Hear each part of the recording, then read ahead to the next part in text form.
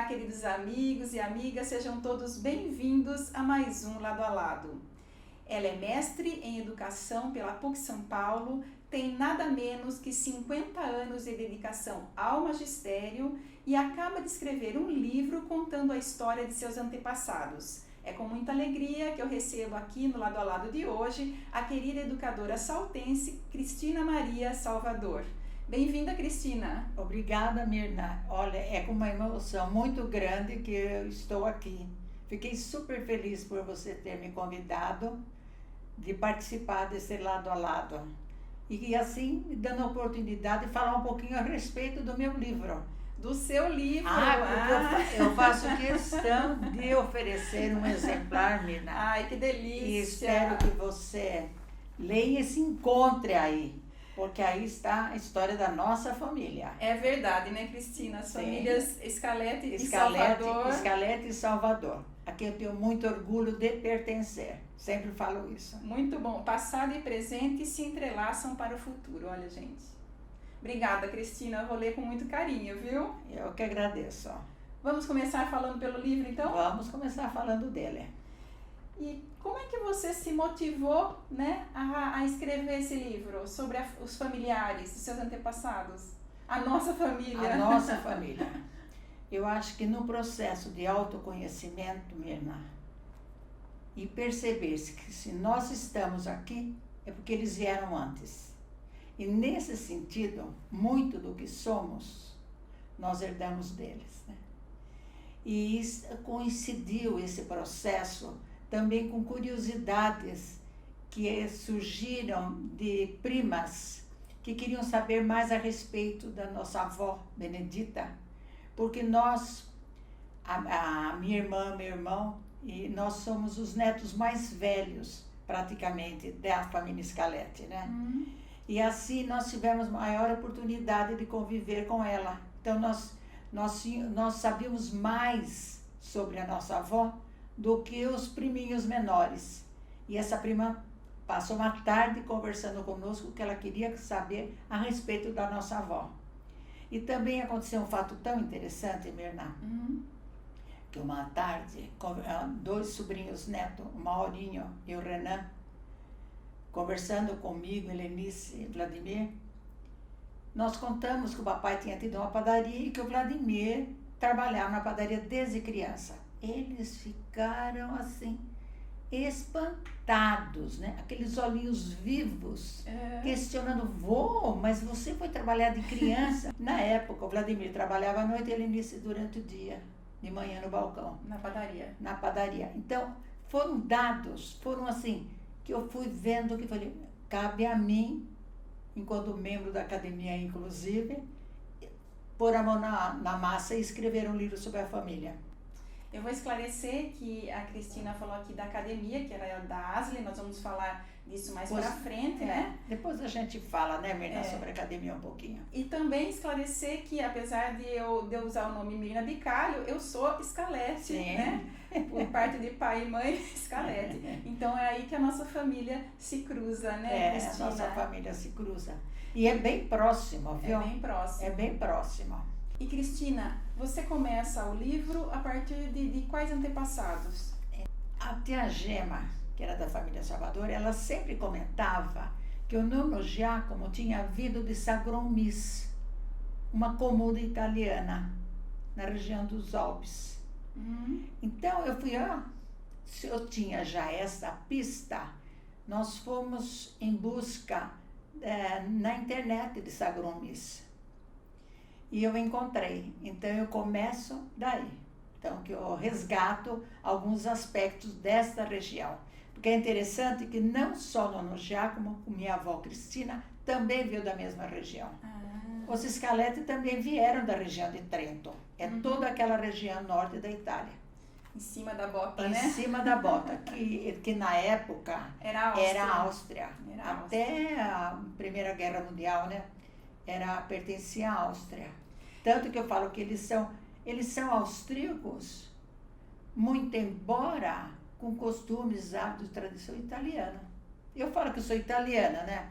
Mas falo, mas o seu avô não veio de lá naquela época? Bom, naquela época era a Áustria. a gente fica até em dúvida, né, menina? Austríaco ou italiana? É italiana. É italiana.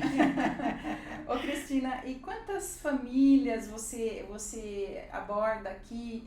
Quantos descendentes? São 26 famílias que foram contatadas, e sendo que 80 ramificações. E até quando eu falei, agora vou pôr um ponto final nessa pesquisa, né, dos familiares, tinha 350 descendentes. Se eles fossem vivos, eles teriam, agora em 2020, né, quando eu dei por encerrada a pesquisa, seriam 350 descendentes. É bastante gente, né? E muito trabalho para você, né? Muito, muito. É interessante que, olha, dos esqueletos são 81 descendentes. E estão aí, inclusive o que nasceu há pouco tempo, entendeu? E dos salvadores tem mais de 200, né? É maior. A família salvadora, a descendência é maior. É maior. E, Cristina, conforme você vai contando a história das famílias aí, né? Você vai fazendo também um paralelo, assim, cultural, histórico, com Salto. Sim, com certeza. Eu gosto muito daquela frase do Garrick, onde ele diz assim, eu sou eu e minhas circunstâncias. Então, nós não somos isolados, nós não somos uma ilha, nós somos um continente a explorar, não é isso?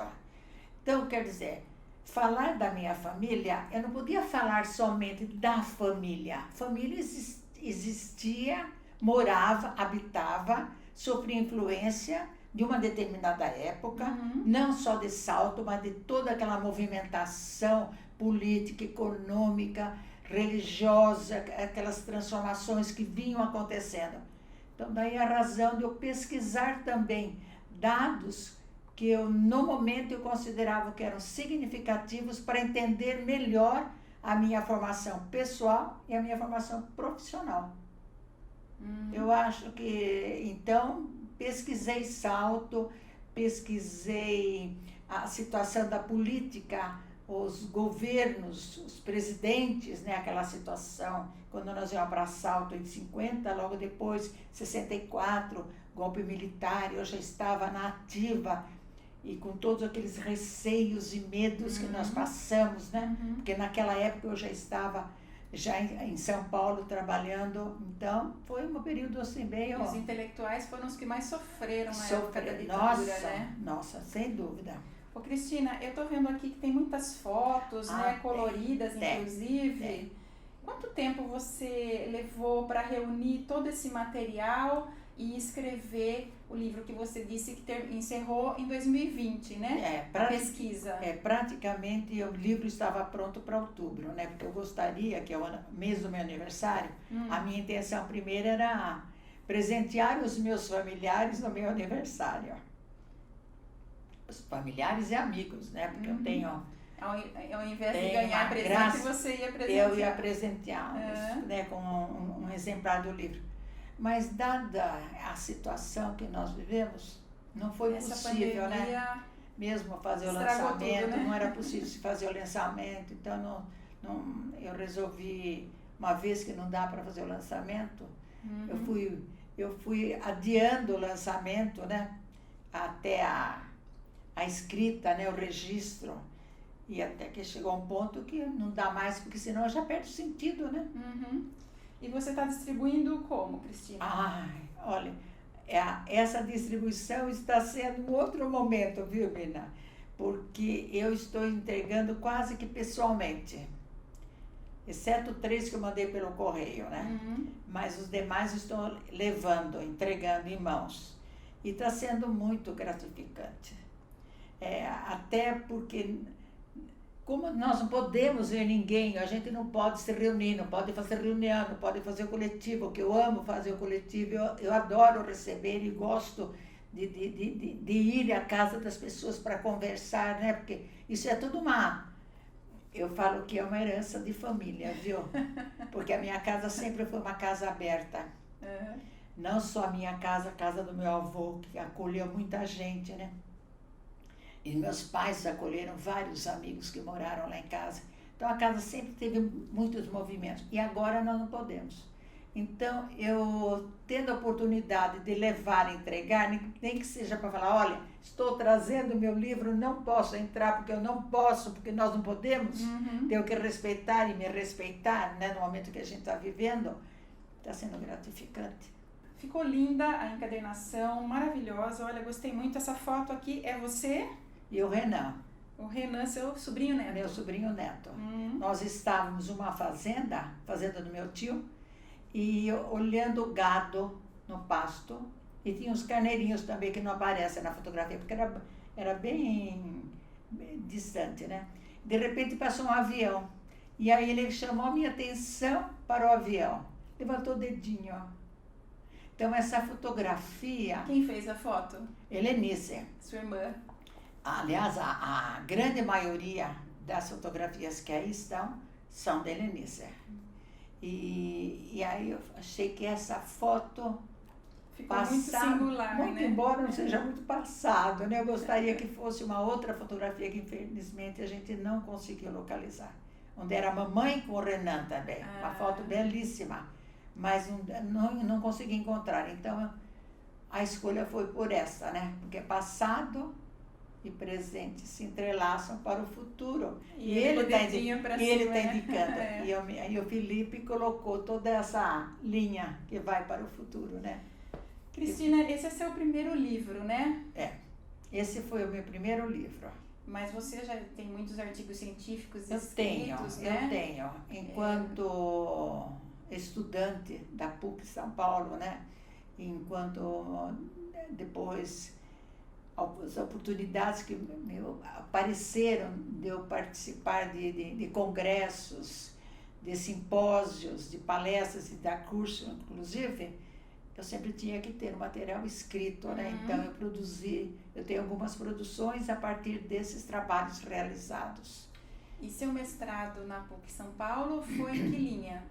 Eu estudei em currículo, na linha da interdisciplinaridade. Tanto que a minha dissertação é a coordenação pedagógica, que é uma função que eu exerci no Cefam durante 14 anos e posteriormente na Universidade São Judas Tadeu durante 10 anos no curso de Pedagogia e Formação de Professores. Então, eu estudei a coordenação pedagógica. Então, essa que foi a minha dissertação de mestrado. Coordenação pedagógica na ambiguidade interdisciplinar. Porque a ambiguidade foi a minha metáfora, que quase me deixou louca para entender essa metáfora. Por quê, Cristina? Porque todo mundo me perguntava o que é ambiguidade para você. Eu falava, é isto? Não, não é. É isto? Não é. É isto? Não é. Foi um parto, viu? E o dia que eu descobri o que era, nossa, foi uma luz. Eu saí vibrante da aula. Falei, descobri o que é ambiguidade para mim. Porque ambiguidade é trabalhar na linha do e não do ou. Porque, veja, a inter nasce de dúvidas, né? A ambiguidade nasce da dúvida.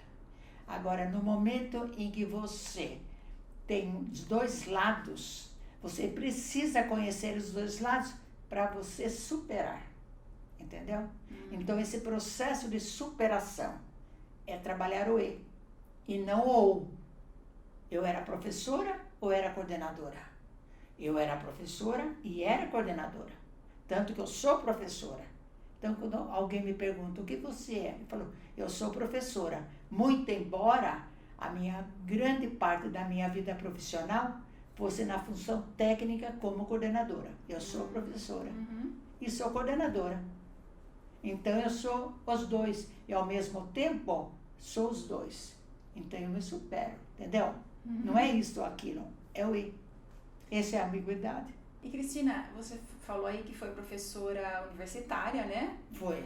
Trabalhei na Universidade de São Judas Tadeu e, após o mestrado, eu tive a oportunidade de trabalhar na pós-graduação Lato Sensu, em vários cursos da universidade. E aqui em Itu também, de 78 a praticamente 2000, dei aula aqui na Faculdade de Itu. No CEUSP? Na CEUSP. Em currículo, era a minha disciplina, era currículo.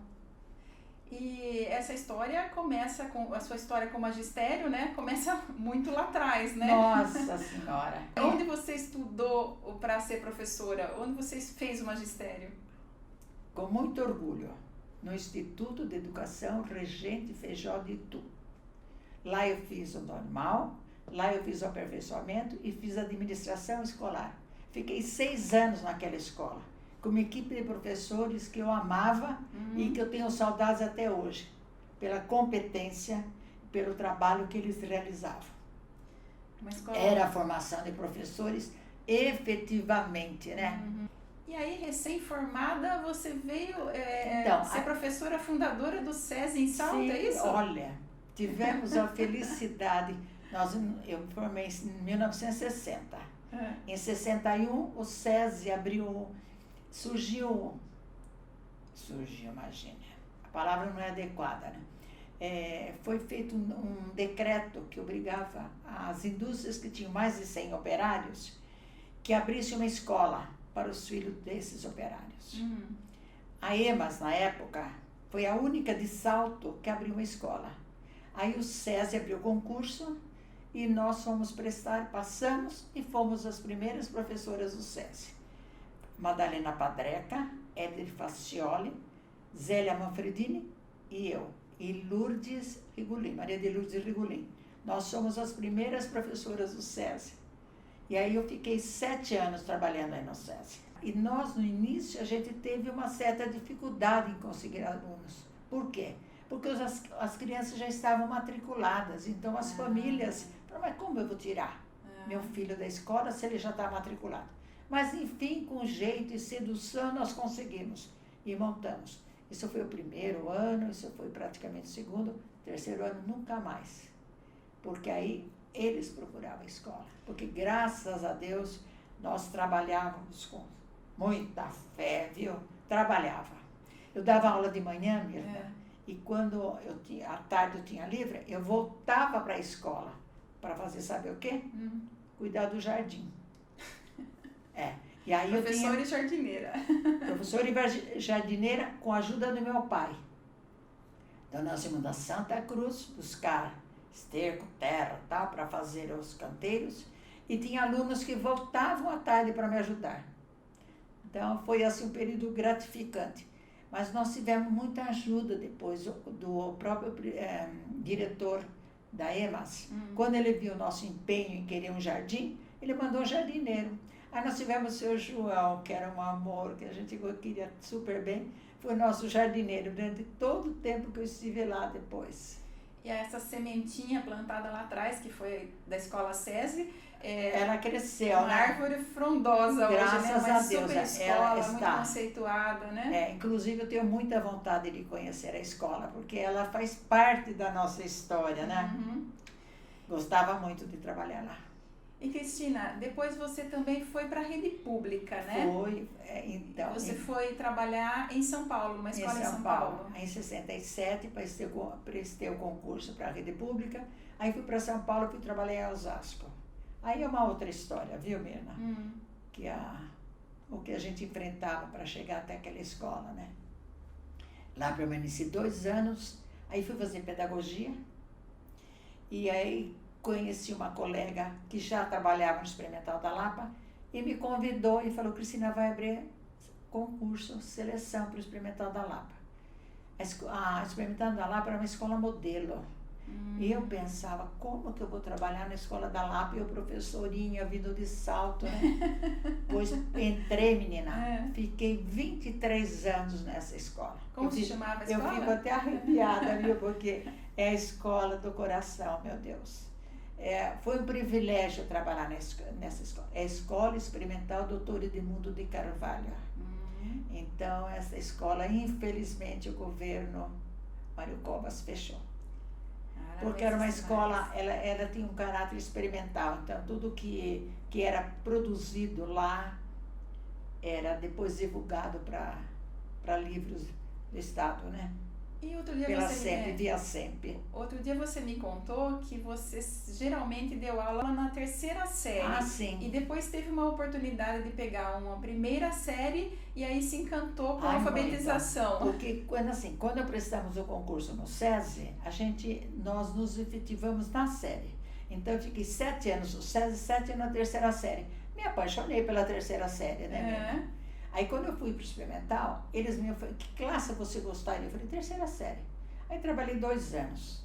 Depois, no terceiro ano, a coordenadora me falou, Cristina, você gosta de trabalhar de manhã, mas nós vamos tirar a terceira série de manhã.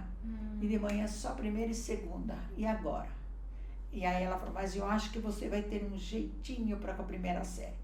Falei, ai meu Deus, é um desafio. A vida da gente é um desafio atrás do outro, né? Vou enfrentar. Menina, me apaixonei pela primeira série. Porque pegar aquelas crianças, eles já vinham com um certo o início de processo de alfabetização.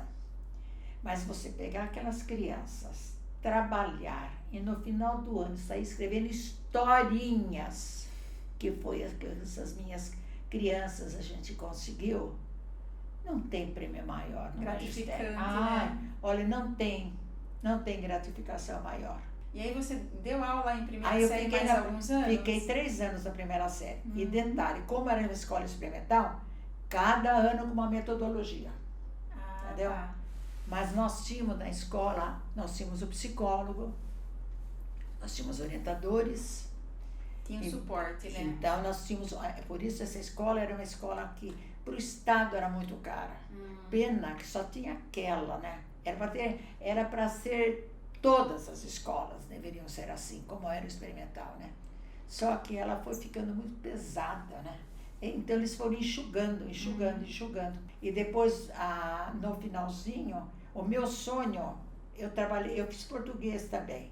Então eu dei aula depois de 5ª e 8ª. Aí eu trabalhava como assistente da coordenação do ensino de 1ª a 4ª série de manhã. E à tarde dava aula no ginásio. E você foi também, por um tempo, diretora e supervisora de educação, né? Você se aposentou como supervisora? Eu me aposentei como supervisora, porque veja só, eu estava no Experimental da Lapa e aí eu pensava, não, eu não posso ficar aqui eternamente, né? Eu preciso pensar no meu futuro. Aí eu prestei concurso para direção. Prestei concurso, passei e fui dar aula em Carapicuíba. Mas eu trabalhei na Carapicuíba, acho que não chegou um ano. Porque naquele ano, no Experimental da Lapa, abriu o Cefam. O que é o Cefam? Centro de Formação do Professor Magistério. E o Cefam precisava de um coordenador. Aí, novamente, a escola me telefona. Cristina, vai ter um processo seletivo. A minha vida eu passei por seleção. Mina, tudo quanto é lugar que eu tinha seleção. Passei por um processo seletivo, entrei. Fui a coordenadora, passei. Aí eu fiquei até 93, porque aí eu fui para a supervisão. Então eu fiquei no Cefam e esperei a primeira turma se formar, que eram 4 anos. Era um curso diferenciado. O Cefam foi maravilhoso, porque as alunas ficavam o dia inteiro na escola, com aulas e à tarde com projetos, com a orientação dos professores, né? Então foi Olha, formamos ótimas alunas, ótimas professoras, que é o que está precisando agora, Mirna. Então, Cristina, essa é a minha questão, porque a educação no Brasil parece que, não sei se piora, mas não melhora. Não melhora. Né? E principalmente agora, então, nesse tempo de pandemia, com essas aulas online, as crianças estão estranhando muito. Estranhando e não aproveitando quase nada, viu? Na sua opinião, né, de tantos anos aí de experiência no magistério, qual seria o principal, eu sei que são muitas coisas que precisam, são muitas. Qual seria o principal remédio aí para curar a educação no Brasil? Eu acho que, olha, primeiro, a formação do professor, que está muito precária. O professorado não está saindo preparado para enfrentar essa clientela que ele está recebendo. Clientela essa que está vindo de uma família que não é mais aquela família papai, mamãe, vovô, vovó, família bem estruturada, núcleo familiar estruturado. Que a mulher ficava em casa, acompanhava as tarefas dos filhos, etc. e tal. Era esse o perfil da família. Hoje, mulher trabalha fora, o marido trabalha fora, com quem ficam essas crianças? Além disso, como é que estão essas famílias? Não tem mais quase aquele núcleo familiar que nós tínhamos até um certo tempo atrás.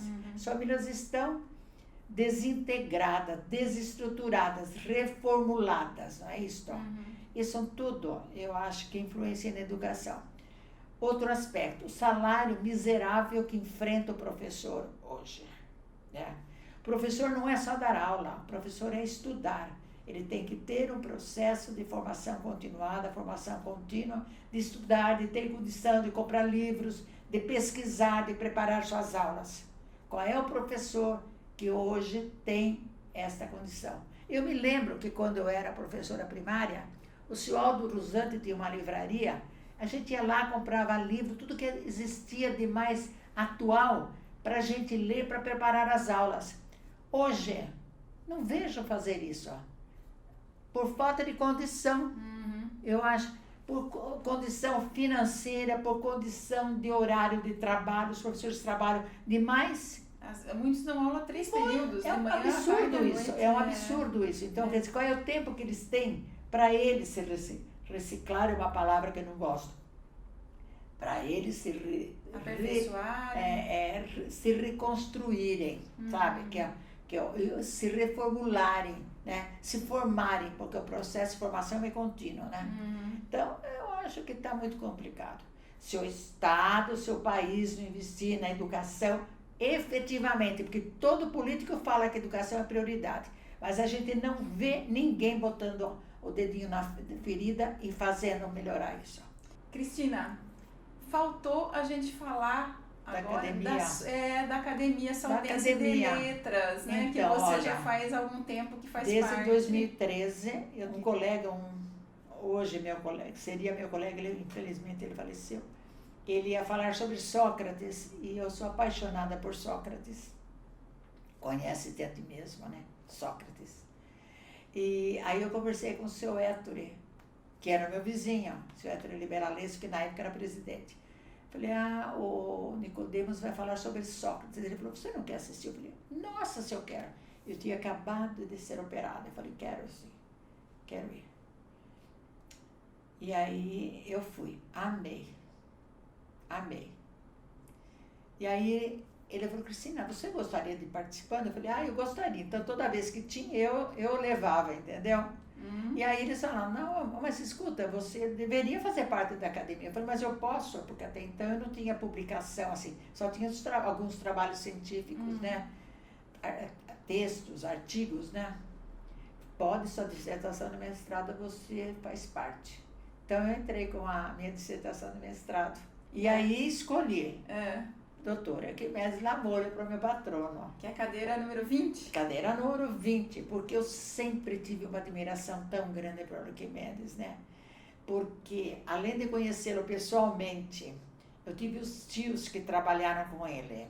Então, a gente acompanhava o trabalho desse grande cidadão saltense, que eu falo que é o maior, melhor vamos falar assim, um dos maiores cidadãos saltenses do século XX foi Arquimedes Lamolho.